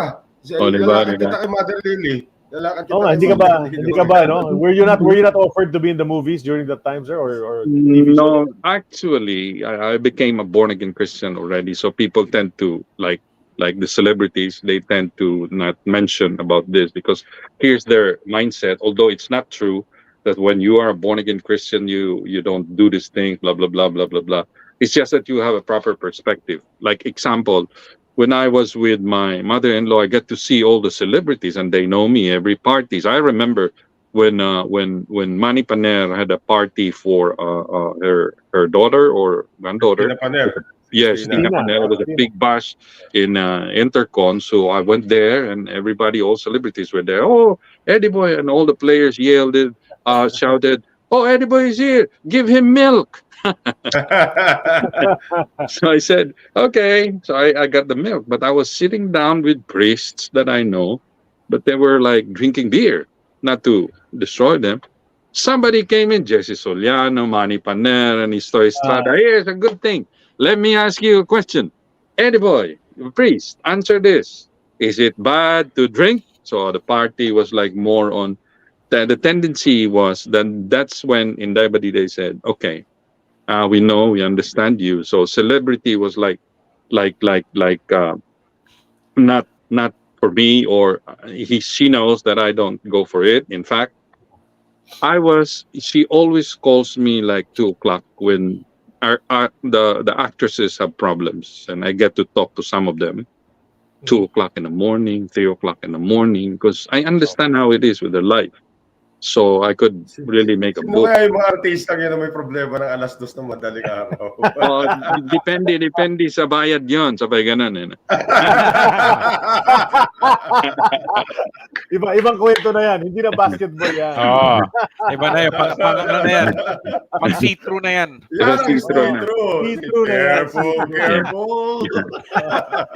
So, in fact, Antibadita committed herself to the Lord. It was a time. And he had a good perspective because the Catholic priests were helping her too, and he had a good perspective. Although the doctrines differ, but honestly, since all of us have been exposed, including you may have friends who are sharing the gospel to you, the Bible. You see, if you look at Peter and Judas, both of them were called by God, right? Correct. And both of them committed to the Lord, right? Both of them served the Lord.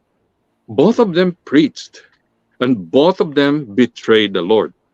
Here's the thing. The difference between Peter and Judas is their attitude towards the Lord. Your love for the Lord should be shown in your job. When you're commenting, you should not say anything that would destroy people, or, did you know that if you speak and call a person fool, you already murdered him according to the Lord. So if you really love the Lord, it changes the way you look at life. As a player, you would enjoy basketball more because you tend to play for the team, not for yourself, though. Good point. But you were also known. I was talking to one of your former teammates the other day, and you were known to give advice, for problems. I was talking to Nilo Cruz, and I asked him, "What do you remember about Eddie Boy?" And he said, alam mo, sabi sa Charlie, may problema ako sa girlfriend ko noon eh.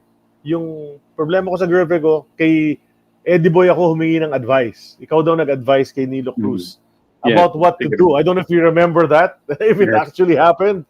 But, so you were that type of guy. So I guess noon pa lang, you had that reputation already of being the guy to consult for these things. Not just at 2 a.m. Hindi ko lang kung 2 a.m. din tumawag si Nilo Cruz sa'yo. Diba? Ang actress lang daw, actress, hindi actor. Yes. What's our next photo? What's our next photo? Yeah, let's check the next photo. Here, you mentioned this guy kanina, Abit Gidaben. Oh yeah. Sa ano to, we had PBA All-Stars in Tennessee, Memphis. What year was this, sir? There was like I would say 20s. I think in the 20s, between 2010. I'm not sure because Abit was still standing, he still playing. Yeah. Yeah, I got a chance to visit Abit in the hospital, talk to him, encourage him a lot, and also Rick Marata before he passed away. In fact, I was able to share the gospel to him, and he said, "Oh, that's my life. That's my life." So as I was relating to them, and Abit Gidaben really is now he's really he looks forward to attending churches. How is he now? How is he? Does he walk? Or can he still walk? What I heard, I haven't seen him. He said that he's not driving anymore. Her daughter drives him to church, but I haven't visited him. But I think he's just staying at home. That's what they said. And I heard he's wheelchair bound because it's what I heard also. So. No, but I also hope that he's able to talk straight already also because there was a time he was working on that. So we can finally have him. Maybe we can have him on the show. Here. We're praying for that, because he's one of the greats that we have not had on our show, especially from that Chris. What's our next photo? Yeah. Let's check the next photo, please, Carly. Okay. Ayun, so here, PBA grades. PBA grades. This is the white shirt. I think is in Chicago. Okay. The blue one is Yeah. in New Jersey. Yeah, I think they just allowed me to play because of the past, but I still can, run and But I was more on. My heart here is that I want to tell my teammates about the goodness of God and Who are how your can I play. teammates in Chicago and the saan yung suot yung blue shirt? This is one weekend game. It's a blue shirt. We had Abit Gidabin there, blue shirt. Rick Marata and some college players. I think Ricky Relosa was with a blue shirt too. Mhm. And the white shirt, there was a lot like Eto Globo, uh, um, Francis Anais went there, Abet Gedabin flew in. So mostly from the West Coast, they came in Sino to yung nasa play. likod mo? Would Team you can Coloso. you identify? Tim Coloso, yeah, I Ah, know Team exactly. Yeah. I Coloso. know it. I know. Yes. Yung buhok, nakita ko yung ganyan. Sabi ko si Tim Coloso yan. Yeah. Oh, di ba? That's Tim Coloso. Yeah, That's yeah, So, yeah. hindi right. lang si Team Coloso yan, si Jonas. Sila dalawa lang naman ang kaya ng Oh, buhok. Jolas o galing, kaya galing. James Yap. O kaya James Yap. Di man It lang says kita yung mukha here, eh. Ganun Yeah. yeah, ka this is, distinct yung itsura ni Tim Team Coloso, Coloso able yan. to identify and that's great. yeah, Okay. Yeah. The most of 2007 pa nakalagay sa shirt. yes. Yeah. When I get to see them, there's like that band of brothers thing within Yeah, us. yeah, yeah. Like we used to, I think some of us used to hate each other or compete against each other, Yeah. but now it's totally different. Of Totally course, of different. It's a course. blessing. But Tim was your teammate sa Manila Beer, di ba? Manila Sama Beer, mo yeah, yan. yeah. I remember him. We had the championship. Last 10 minutes, he stood up and tell coach, "Coach, put in Edible. You need him inside." Talaga, ha? Hanggang, Pinaglaban hanggang ka legends, talaga. ganun pa rin. Hanggang legends, Yeah, ganun yeah, pa yeah. rin yung ano. Yeah. Let's move to But the next photo, Carly, please. Yeah, this so is you medyo recent now. na. This is today. Yeah. Yeah, actually, I think that what's the next one? Is it the group photo already? Yes, Yeah, this yeah. one. Yeah. So this I Oh, think so this one. So this is you're in with the Christian churches of Cebu. I don't Cebu, know how yes. long ago this was. I think that was 5 years ago. This one right here. Okay, no, so Yeah. you've been here naman Okay. recently, pala.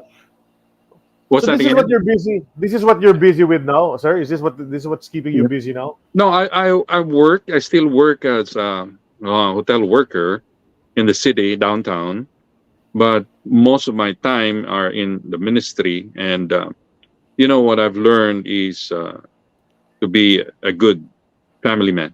So it's more focusing on helping the family because at the end of the day, you would they would they would look at you and say, "Oh, here's a basketball player, a famous player, and he talks about God.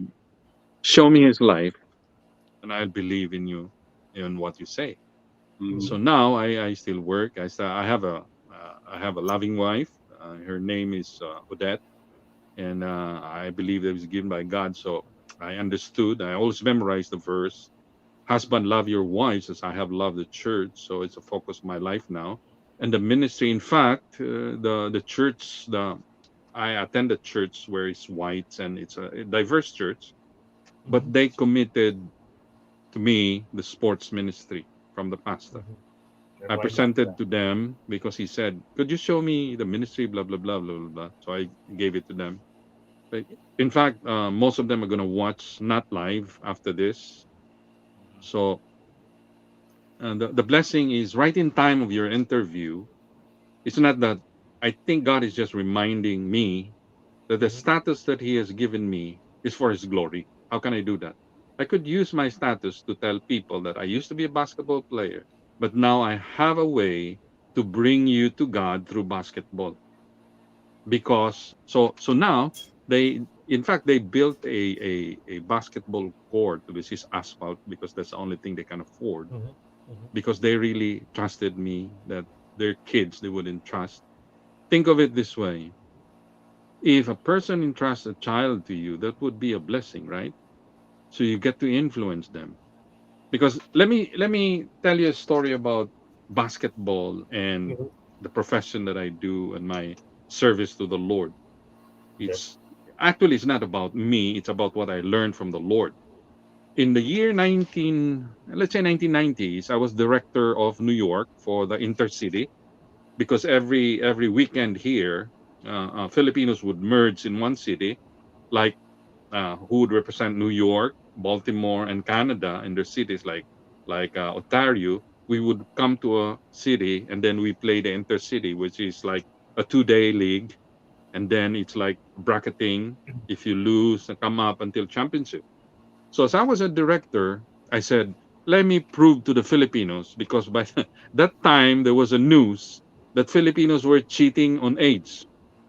I think that was baseball, youth, softball, Yes. baseball, Yeah. softball. Yes, sir. 19, So there yes. was the news in America. So I said, I'm gonna form a team in New York that will never cheat on ages. We should follow all the 13 years and under, Yeah. 17 years and under. So I had 5 teams. So everything was prepared. We were in a bus. We got to Canada, Toronto, Canada.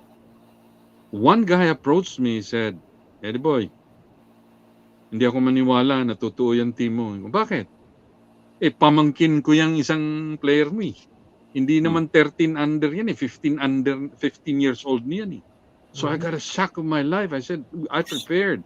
But he was the top player, my 13 under, because he was 6'2". And he plays good.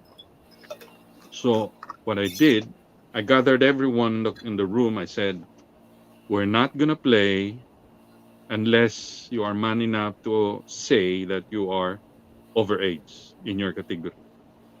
So it took us like 30 minutes because no one would say yes. I said, okay, another few minutes and we're all pack up, get to the bus, go home to New York. Suddenly this guy stood. Coach, I'm sorry. Okay, go to the bathroom. Imagine 90 players fit the one room in the hotel. Go to the bathroom. The other guy said, Coach, so there were like 4 of them who were cheating on the ages. And my 13 under said, I knew it. We're not good, because everybody knew about it. They were lying to me. My assistant coach, who is a Christian too, he said, oh, I didn't know that. It's okay. No more. So I went to the bathroom. I said, look, I'm your coach. And 5 years from now, you're going to tell people, hey, that's my coach and we cheated. I'm going to move you to your proper age. Don't worry. You're going to play. So they expected the other teams to play championship. And my 13 under, we lost. We lost all the games. My 13 under played for the championship. Here's the situation. Last 10 seconds, Canada was ahead by 1 point. And the coach was signaling me, because my approach is father and son. I'll never coach without the father, because you only see them once a week. The father is with them the whole time. So he's going to help coaching them. So when I went to the coach, I said, you are the coach. Make a decision. What is the plan? Do it. So I left. I stood under the court and I was praying. I said, Lord, wow, whatever the outcome is for your glory. One of the players intercepted, laid it in. They won the championship. I was on the bus. All my 13 under players would see me and would say, Coach, integrity. Did you know that I saw one of them? He was running on the subway. I said, Coach, remember me? I said, remind me. I said, Coach, I was one of your player, Coach. I work in Wall Street now, and I never forgot what we did, Coach. Amazing. So that's what how it's important about. the game of basketball is. It could change the nation that we have. That's why I'm talking to you guys. Yeah. You will influence. Well, you yeah. will give Great you story. give value, give joy to people. But don't forget, it's a big help, because people, as Filipinos, we love basketball, and it could be used to help others, to influence others. Because the hardship that we go through in basketball, we are rewarded, especially the PBA players. They didn't become PBA players just like that. They work hard. Right. Now they're enjoying like us, like me. Every time I speak, people would know me. And in fact, I was in Dubai and people would listen to you even if they don't know you because of the name. There's always a bigger picture, diba? I mean, we love basketball. Our show is Humina yung sound. Our show is based on basketball. Can you hear us, sir? Yeah. Okay, our show is based basketball ang base natin dito, pero diba? There's a lot of other things. In fact, some comments right now are saying that our show is definitely more about basketball because of Sir Eddie Boy. This is a very similar funny thing, because your former teammate Alan Abelgas when we had him on our show, was saying a lot of the same things, that you're saying. You're both from Yeah. Cebu, and yeah, you know, ang galing. Parang ano, That's I've nice. heard some, galing nung mga sinasabi your former teammate in Tanduay. But that's the last photo we had for our time capsule. It's a great story. Guys, we should get into our segments Yeah. already soon. Any final questions before we get into our regular Yeah. Kasi meron pa tayong mga itatanong. No, diba? Okay. Okay, let's let's go go. tayo. Sir, I think it's time. We'll enter the segment. That was brought to us by Fitbit. Now we enter the Twilight Zone. This is the last part of our show with our regular segments. The first segment of which is called X's or O's. It's brought to us by Tuminugan Farm, your private paradise in the heart of Bukidnon. If you need to relax and unwind, why not rejuvenate and reconnect with nature right at the foot of the Kitanglad mountain range in Bukidnon? You can choose from a range of accommodations, the farmhouse, the bungalow, the cottage, or the tulugan. Tuminugan Farm can accommodate entire families, group of friends, backpackers, and even team building events. So if you check out the website tuminuganfarm.com or their Instagram or Facebook, you can book right now and spend your time in Mindanao. Start your Mindanao adventure today. So, sir, for X's or O's, I prepared a list of choices for you. I'll ask you to choose among the choices. Don't have to explain why you chose them. So it's a list of choices. We'll go through them one by one. Okay? So, sir, we'll start. X's or O's, number 1. Manny Victorino or Abit Gidaben? Wow, that's a good question. Umpisa pa lang.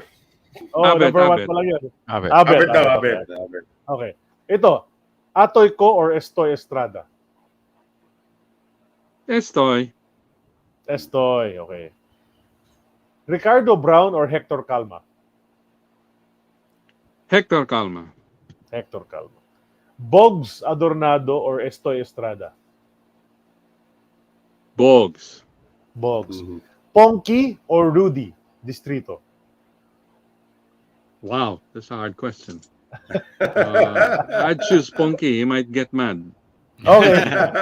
By 1 point. Okay, By okay. 1 point. Okay. Gary Vargas or Ray Lazaro? Wow, that's a good question. Oh, yeah. That's a good one. One's forward, the other is center. So Gary Vargas is a good friend, and Okay. Ray Lazaro is a good friend. So I would say Gary Vargas for now. Gary Vargas, okay. Eli Capasio or Benji Poblete? Eli Capasio. Eli, okay. Father Eli. Yoyong Martires or Danny Basilan? Huh. Yoyong. Yoyong, okay. Yoyoy Villamin or Ricky Relosa? Ricky. Nanonood si Ricky. Tito Varela or Joel Banal? Joel Banan. Joel Banal. Joy Carpio or JB Yango? Wow. JB Young is a good person. Joy Carpio has played with him. Well, Joy Carpio. I would say Joy Carpio. Joy Carpio, okay. Yeah. Rudy Lalota or Ed Cordero? Another hard one. Okay. Rudy Lalota. Okay, Rudy Ed is Lalota. good man though. Okay. This one. Si Monico Martinez or Dante Ritualo? Great taste, boys. Oh yes, I remember them. Monico Martinez. Yeah. Monico, okay. Bong de la Cruz or Tito Varela? Bong de la Cruz. Bong de la Cruz. Ray Obias or Bokyo Lauchenko? Bokyo. Bokyo. Paguntalan or Torrente? Oh wow. Torrente. Tony, si Tony. Paguntalan Okay. is a good friend, really. Itoy Esguerra or Jimmy Manansala? Jimmy Manansala, you said? Yeah. Yes, Or Itoy or Esguerra. Baka may magagalit dito, sabay ganun. Jimmy. Jimmy, okay. Ito, mga imports. Norman Black or Lou Massey? Norman Black. Norman Black, okay. Dawan Scott or Rich Adams? Who's the other guy? Dawan Scott or Rich Adams? I would say Rich Adams, though. Rich Adams, okay. Danny Salisbury or Francois Weiss? Uy. Francois White. Francois Weiss. Baby Dalupan or Edo Campo?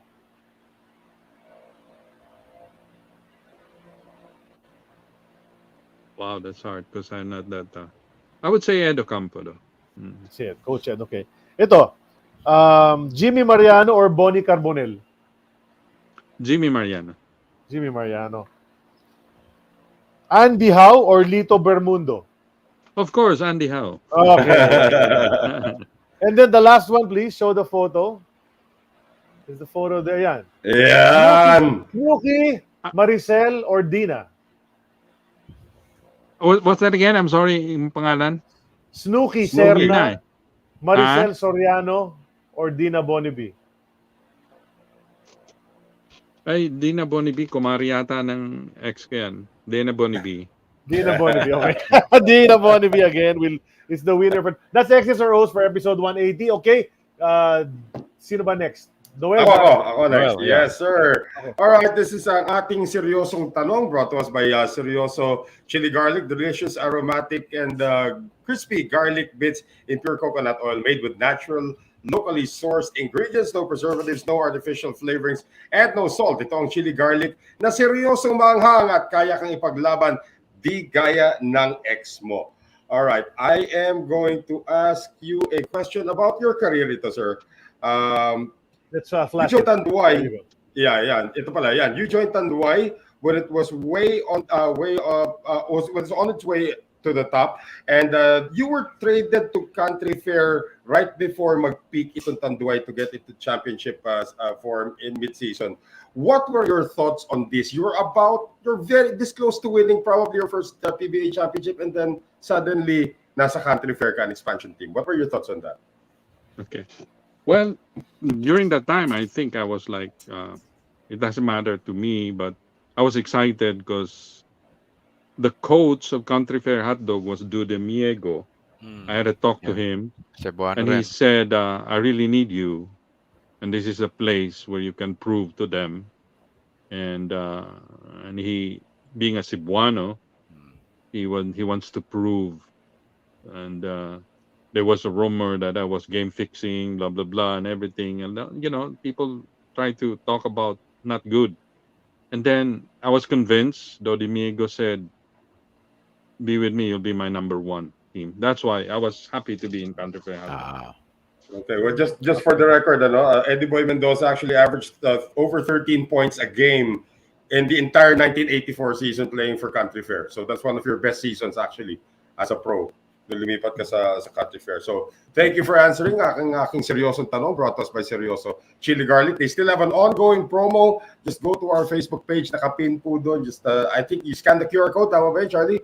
Yeah, you can scan the QR code or click the link that's on the post. All right. For Seryoso Chili Garlic products. Masarap talaga yan, ha? Sobra sarap. Sid Yes. Ventura naman. Sid, ikaw naman. Okay. Not yet. Not yet. Hindi pa. Well, okay. Yeah, my question for you, sir, a hypothetical question, okay? If you could have dinner with any basketball player, okay, living or dead, past or present, NBA, PBA, or whatever league. Kahit hindi ka player, kahit coach eh. Di ba? Kahit coach, any basketball personality, who would it be and why? To choose a coach. Oh, no. Any basketball personality. Gusto mo maka-dinner? Yeah, who would you want to have dinner with? Pwedeng hindi mo pa nami-meet, or pwedeng past, present, living or dead, or NBA, okay. PBA. Okay. I would say Steph Curry. I like watching him, and the way he shoots, and the way he reads the game, and he's more on fix on his decisions, and the situation he's in, the challenges as a small, and the celebrity status. I like to watch his games because he tends to I really do understand where he's going through. I like his mindset. The pressure is there, so I would choose. What would There's you ask also him? what we can over call dinner? There's a lot of new players nowadays. They're so strong. What would you ask him, sir, over dinner? What I'm would you sorry, ask but him? humina yung ano ha. Okay lang. Oh, What humina would ba? you Eh, what would you ask him, Si Steph Steph Steph, Curry? Curry. magkasama Yeah. mo yeah, sa yeah. Oh yeah. maka-dinner mo. Yeah. What What would you ask him? what did you What would you ask do? him? Okay. Yeah. I would ask him, what have you been doing for your love of the Lord Jesus Christ? Yeah, That would be a good exactly. question for him. Yeah, Yeah, yeah. yeah, yeah. Yeah. And I believe he he's one has of mentioned that. Yeah, he has yeah, mentioned that. and for me, Steph Curry an inspiration because he's a true Christian warrior. Hindi lang siya Golden State Warrior, Christian warrior talaga. Yes. In fact, that he Wow. actually the fact that he writes his own Bible verses on the shoes that he Yes. wears is just a Yes. testament to his Yeah. plight or his Right, mission right, right. as a Christian warrior as well. Right. And Mm. he's Yeah. a damn good player too. Okay, Yep. so we That's entered. This is right. Good ito answer. na yung Good answer, sir. last na to, sir. We entered the part called Hello Porky. If you remember, Joe Cantada used to say this all the time on the coverage, Sir Eddie Boy. Ito yung pagbati niya sa kanyang anak na si Porky Cantada. Hello Porky. So ito na yung sinasabi ko sa iyo, sir. Yung batian portion. I'm sure you've had a long career in basketball and in life with your ministry. I'm sure there are people you want to shout out to greet, to acknowledge, to thank. Now's the time to do it. Okay. First of all, I'd like to thank the Lord for the game of basketball. I'd like to thank my family, all my brothers and sisters supported me all the way, and I'd like to thank my daughter Bianchi and Icy, my son, for understanding the situations, the hardships and challenges, and the status of being a professional player. And then also, I'd like to thank you guys, especially for having me, and it's an honor. And this is the part of my life that people would say, "Oh, it's time to retire," blah blah blah. No, it's time to start finishing strong before I meet the Lord. So I think I'd like to thank everyone, especially my teammates. If I mention them, I have a lot of teammates to thank for, the coaches that I need to thank for, and they have influence and have really helped me in the game of basketball that has been used in my life to be blessed. Even when I travel around, the mention of my name, people would really be remembering. So I thank them too. I thank the people in Dubai, in Aruba, because there was a church that we established there. To the Aruba, the people in Aruba, the LA, the youth in LA. I was a youth pastor in LA. Like to thank them for. I know they're gonna watch this, not live, but they're gonna watch this. I need to say thank you to them, and also to my wife Odette. She prepared everything. Ending up, we have 5 computers at home. We ended up with a cell phone.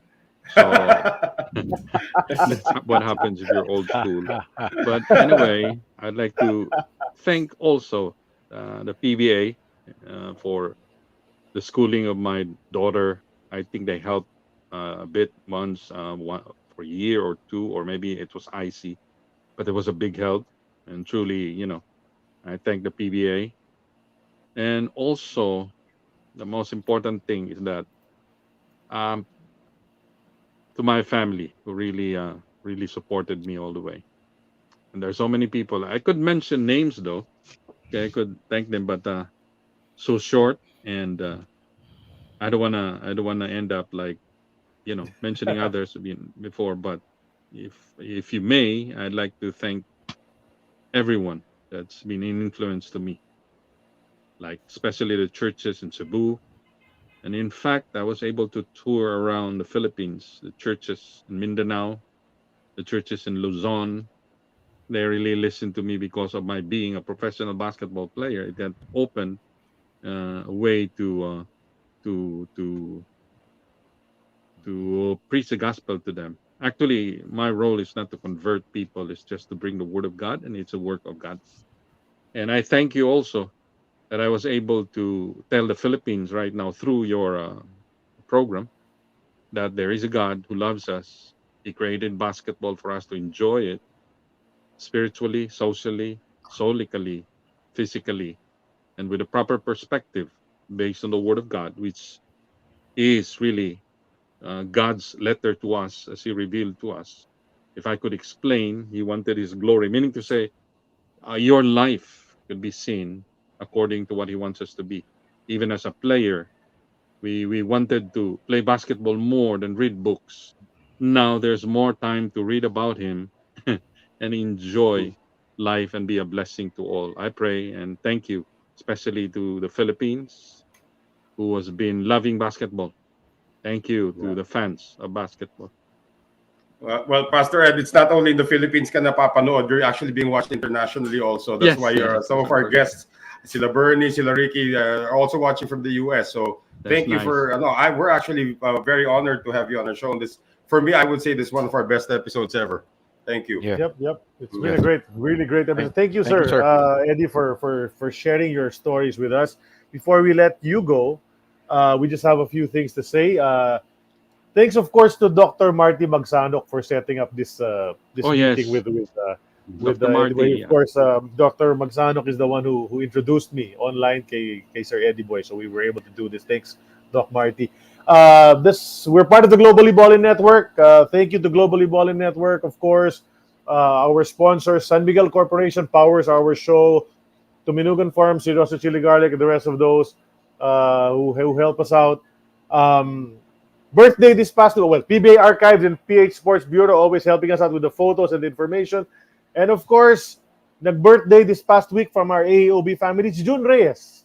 Celebrated his birthday, so happy birthday to June Reyes. I think may ipa-plug si Noel Zarate before we go. Let's show that. Yes, I would just like to share with everybody that we do have a courtside reporting workshop. Tandaan po natin that the UAAP is about to hold auditions for the courtside reporter position, and this could be a big help because karamihan ng aming mga mentors ay dumaan na sa ganyang proseso. We do have Risa Diaz, Isa Chong, Sheila Salaysay, and George Rocha Chu, who I believe is one of the best UAP courtside reporters ever. Sila po yung magiging mentors. And this will be on July 8 and 9 at the SGS Foundation Building in Araneta Avenue, Quezon City. I will be the moderator of this workshop. So if you want to learn the chops of being a courtside reporter, what it takes, what you need to prepare for, especially for the upcoming auditions, I really encourage that you take this one on. For more information, you can visit the Facebook and Instagram pages of Masterclass PH, and we'll be more than happy to accommodate everybody. As of now, we do have 12 people in already. We want to cap it off at 24, so you want to be part of that group, message today and be the next courtside reporter. It could be part of your mission in life. That's a courtside reporting workshop brought to us by Masterclass PH and, of course, Head Start Academy. Thank you, guys. All right. So, yun, if you're interested in that, please sign up for that. Okay. So, we'd like to thank, of course, also all the Cebuanos who have watched today with their comments, and then all the former PBA players, mga kaibigan, mga kalaban natin, Mr. Eddie Boy, ang daming nagpakita, ang daming nagparamdam. PBA players today. They all came together to watch. Humapol pa si Makoy Hakutin. Yung anak ni, that's the son of Marlo Hakutin. Yeah. Bumabati pa. So, dyan tayo nagwawakas sa ating episode 180. Pastor Eddie Boy Mendoza, maraming salamat sa iyo. Dagang salamat, sir. And God bless everyone who's watched us today. Thank you to Odette also for helping you out with the computer kahit hindi na gumana yon. Cellphone tayo bumagsak. So everybody, we're going to announce who our next guest will be as soon as we can on our Facebook page. But in the meantime, stay safe and enjoy the coming week. Maraming salamat, Sir Eddie Boy. Thank you so much. Guys, Sid Ventura, Noel Zarate, Charlie Cura, tomorrow we're going to be at the Basketball Con at Paco Arena. So if you guys want to see us, we're going to be there tomorrow. Okay? With Jay Mercado, he'll be with us as well. So maraming salamat sa inyo. We'll see you. Bye, sir. Thank you, bye. Thank you, Carla. Thank you, Aaron, everybody behind the scenes. Thank you, Aldo Perez, for sending stars again. Thank you. Aldo, we love you. Thank you.